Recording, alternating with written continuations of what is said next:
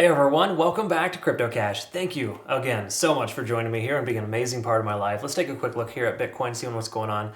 1027, bit of a rally back here from that 99, 90, 98K range we last analyzed.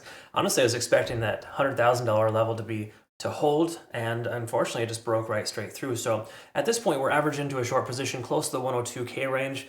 Nothing bad or terrible, there's no invalidations yet, but I want to talk to you about that here as far as like what potential areas of consideration might be for a short if you're considering that. And if you're going to take a long, what to look for confirmation, because we're still technically below this descending trend line. We're under a lot of moving averages. There's really nothing here confirming that we're in good shape. We're going to take off. But again, Bitcoin's really good about faking you out to think that's going to happen, and then either it does or doesn't, depending on what kind of coin you flip, right? It's honestly, in a lot of ways, lately, the market's been pretty janky. So as you can kind of tell, we got these pretty significant corrections that are just coming out of nowhere. Okay, Sunday night, Asian markets open, trash the market. Again, we had a lot of unique fundamental catalysts there, but once more, from a technical standpoint, we're still in the red, so there's no reason to treat it otherwise. Let's take a quick look at the back-end data here for Bitcoin, see what's going on. And when we look here, we want to look at liquidation ranges and kind of see if there's any heavy concentrations in either direction. And I've already kind of highlighted these larger concentrations on the charts. So you see this liquidation range from 94 to approximately 96. And then obviously the 110 to 115. Those are all here, just kind of, bigger chunks of liquidation. And with us yesterday, when we look at this here, we're about 100,000, 99,000 right in that range. We could see that with that edge of 94 to 96K, roughly 95,000, that heavy concentration, that was really close to the price action. Right now, it's a little bit further away, and we're almost smack dab in the middle of that range again. Okay, so again, what does that mean for us? Well, it just simply tells us that we get closer to one of those two ranges again, the likelihood of it happening is greater. Okay, so that's kind of how that works. That's how you treat the liquidation in the macro perspective. From a smaller time frame, this is the last 7 days. On the left, we can kind of see here that there are some late shorts here, of course, at the 108 to 109K range. That's the heaviest concentration, but it's kind of sparse here in the 104, 105, and 106K. So there's not like a significant amount of incentive for the market makers to continue to push the price action higher based on liquidation alone, right? So again, we don't take trades solely on that one thing, but you got to recognize that this can be an influencing factor. So keep in mind, we could see the price continue to push a little higher to sweep a little bit more, but there's not like a significant chunk there unless you kind of zoom into smaller time frames. And speaking of which, why don't we just do that? Just err on the side of caution here. When we take a look at the last 12 hours, for example, we can see here that while there are some shorts at 104 to 104.5, it's still not like a distinct, like super heavy concentrated amount, right? So keep in mind, we could see maybe 104.5, 105K here today, and just something to be mindful of, okay? All right, cool. So we took a look at that here. Liquidation delta is something we also want to pay attention to. And this simply helps us understand, where we're at in the overall sentiment here. In other words, how many people are taking longs, how many people are taking shorts. It's just kind of an aggregate of, either or. We can see, of course, we're closer to about 3 billion at this point, but the simple way to understand it is we have a lot more selling pressure than buying pressure, right? People are they're shorting more than they're taking longs. Now, it's common for that to happen when we have this pretty significant, downtrend like we saw here, right? So that's kind of par for the course. Just people kind of taking these late shorts, so to speak. I was a late short, for example, right? Because again, the price typically continues to run when you break through those key level supports. And we'll talk about that on the charts here soon, but that 102 to $100,000 range, that's somewhat of a support range that's tentatively holding. And then of course we got the new resistance, the previous point of control, that like 106, 107. Okay, so let's take a look at that here. This is the open interest here for the last 7 days. When we kind of look out here, we can see people have the most amount of interest at 105 to 106. So that leads me to believe we're going to see a lot of resistance there. I'm going to maybe even consider a second short there for Bitcoin, just based on the simple fact that there was tons of confluence there. It's going to take a lot of volume, a lot of buying pressure to get through that resistance. And again, the reason why is because a lot of folks are underwater right now. They want to be able to get out of their position at break even. So most people will sell exit liquidity at this range, right? So either way you look at it, we're still under a lot of resistance, and that gives me, I wouldn't say hope, but it gives me comfort in knowing that taking a short may be a better consideration at this point. Once more, I'm not usually the kind of person to want to try to short very heavy. So if you've been watching me for a while, you recognize that I do err on the side of caution and typically try to avoid taking shorts. So this just has a different feel to it now that we've broken down to this lower range. I think there's a distinct probability we're going to go a little bit lower. Okay. And again, I'm not preaching that we're going to see the 80K range per se. While that's a possibility, a slim possibility, and it could happen. For right now, obviously we got to close below 100,000 first to see that. But if you see yesterday's doji candle here, that's a pretty significant candle there. Pretty aggressive, closed still in the red, and today so far we have a bullish engulfing candle, which is pretty small. I wouldn't say that's anything to read into. Speaking of reading into, let's take a look here. We are double checking here, and we want to confirm, again, this $100,000 range does include both moving averages below the price, so we can still reaffirm that that's a good support level for us. We can also confirm here as well that while we're not at 50 on the RSI, we're still above it, and that's a very good sign, okay? So from a macro perspective here, minus the MACD here, potentially swinging back up or continuing lower, we have a lot of reasons why that we should experience or expect 100,000 to still hold as a support, okay?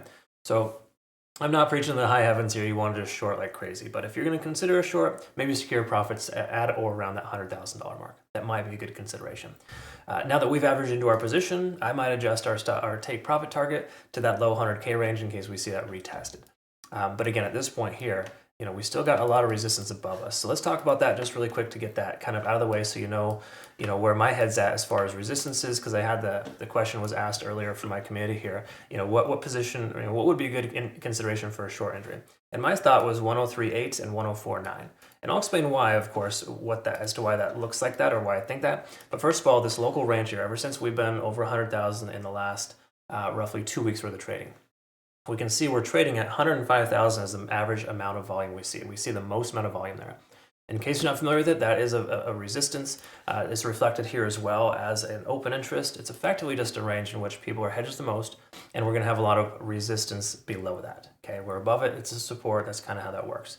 So with us being below that, and then also we have the 50-day SMA and the 20-day SMA above the price action right now, kind of working this descending trend line as a resistance. We're going to have some difficulty getting through this unless we have more volume. We're going to need to see a lot more volume in order to be able to punch through this little range here. So again, if we get lucky, we see the price point of, just say 104 to 105K, I would probably even consider a second short with Bitcoin just to kind of help hedge that current short.